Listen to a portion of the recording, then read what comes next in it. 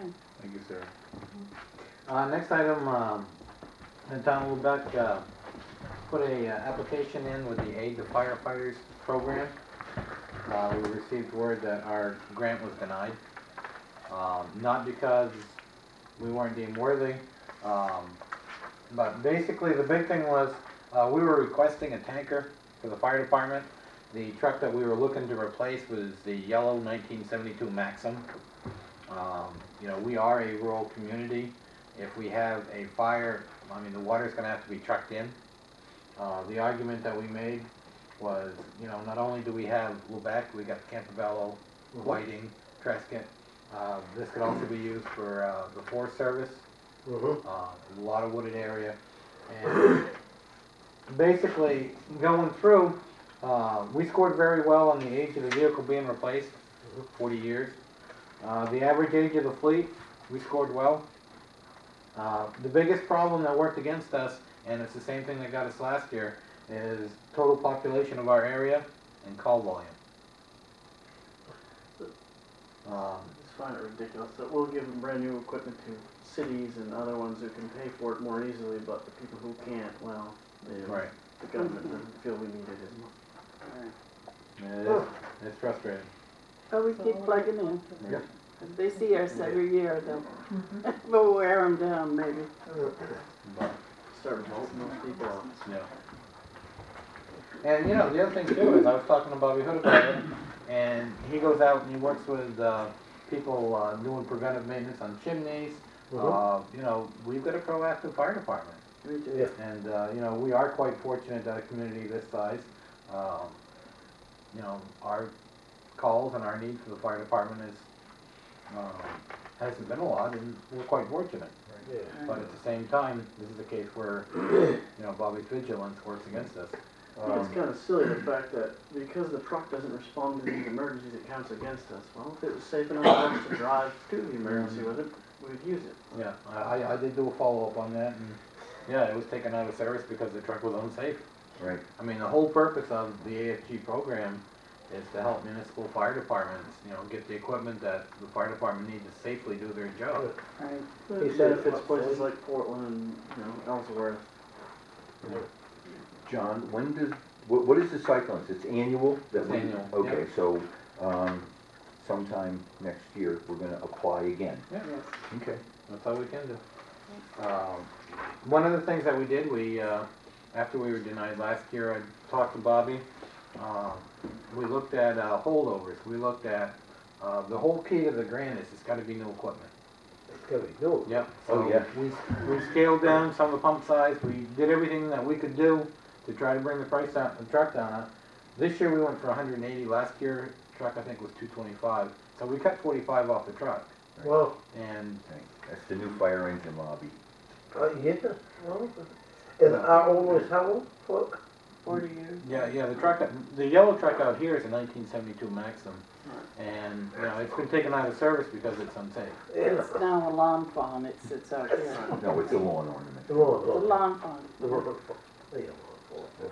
But Wow. we'll keep plugging away until, Yeah, Yep. until we get some Yeah. results. So, Okay. Well, Thank you. good effort.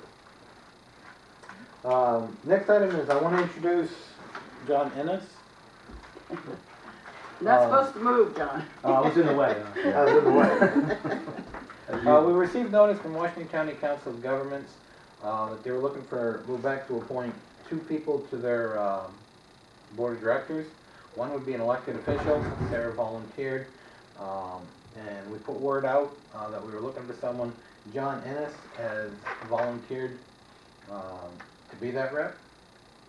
So he came in tonight so the board of selectmen would have a chance to meet him.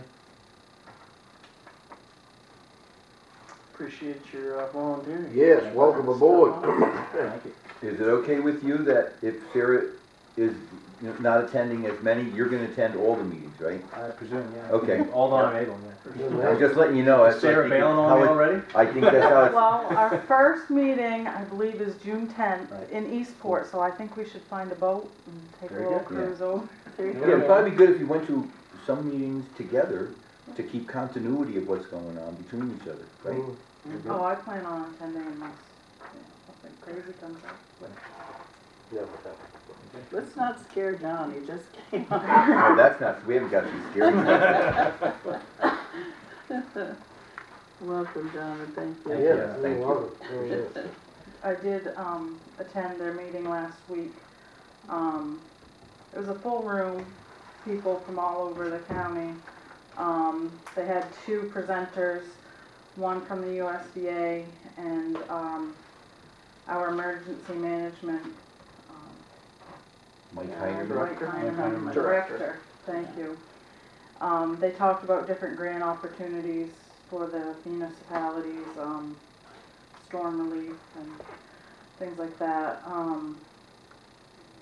And then we'll meet again in Eastport. So sounds like they'll be moving the meetings around, and someday we'll have to raise our hand to have a meeting in Lubec, so. They do have some meetings coming up. Monday, I believe it's this Monday, 15th, here at Bayside Chocolates at 8 a.m. They'll be having a meeting to talk about the scenic byway. They want to know what people think, how people would like to partner with them, how they can promote the scenic byway, planning, what they've planned so far, what their next steps are. So if anybody would like to attend that, they would like an RSVP. It was due today, but if you contact me, I can probably find you a seat. Pull some strings. And that's this Monday coming? Yes, At what time? 8 a.m. You know that the scenic byway issue was covered in the comp plan. And there was, it was also a topic in the responses of the survey that the comp plan had sent out. So that would, No. that information would be good to have Oh, for that meeting. There's also a number of meetings, that actually the organization that I work for in collaboration with Washington County Council of Governments. There'll be 5 meetings, to talk about the county's food systems, talk to, producers, consumers, anybody food related. They'll be having a meeting in Calais, Cherryfield, Machias, Princeton, and Eastport. Maybe I can put this on our local station so people can have the dates. So they want to hear from farmers, fishermen, people who buy all the products, anyone with ideas. So Right, that might as well cover that, I guess. wonderful. To make a motion, we appoint John to be our representative to the Washington County Council of Government. Second. All in favor? Welcome. He's in. You'll have to come in and get sworn in Yes. by the town clerk. Okay. When do you want that happening? When's the next time that he's here? Probably Tuesday. Tuesday. Okay, sounds like She's Tuesday on morning. vacation. We'll hold over long enough. Sometime next week? I'll be out of town all week, but I'll be back the next week. I'll be back the week of the 23rd. You'll be here tomorrow? Yeah. Come in tomorrow and I can do it. Okay. Aha. Very good. Good job, Randy. Yes, sir. Well, you're in front of summer. What's on? Well, anytime after 8. See, when we get someone, we don't let them get away. Put in the chat. Would you like to do the presentation? Okay,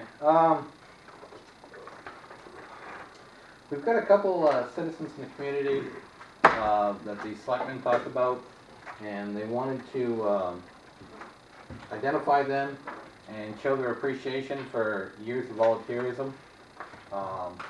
You know, a lot of these programs, they don't just happen. I mean, they happen because people take the time and make the effort and make them happen. And, you know, a lot of these programs rely on volunteers. Without volunteers, you know, a lot of these programs would have a hard time functioning. So one of the volunteers that we want to recognize is Shirley Morris. And it's in recognition of exceptional dedication and contributions to the Senior Companion Program. Congratulations. Thank you for all your hard work. Thank you very much, Thank Shirley. you, Sure, Shirley. thank you. Just done what I thought I could do. Yeah, That's the he's always spirit. done that. I've known her for a few years. Just a few. When I was She knee-high to a also- grasshopper. She also knits hats and scarves and mittens for the children. Wow. Right, It was one Thank you. yeah. The next person we want to recognize is Marilyn Ness. In recognition of exceptional dedication and contributions and to the Senior Companion Program, 4-H, and Washington County Extension Association.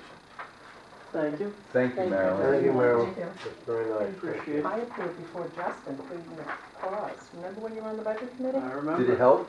Yes. I remember that point. You're gonna miss 3 him. years. No, I think Sarah does it now. Yep, I went to bat for him. Yes, A you round did. of applause for our two Well, ladies. thank you, Justin. Yeah.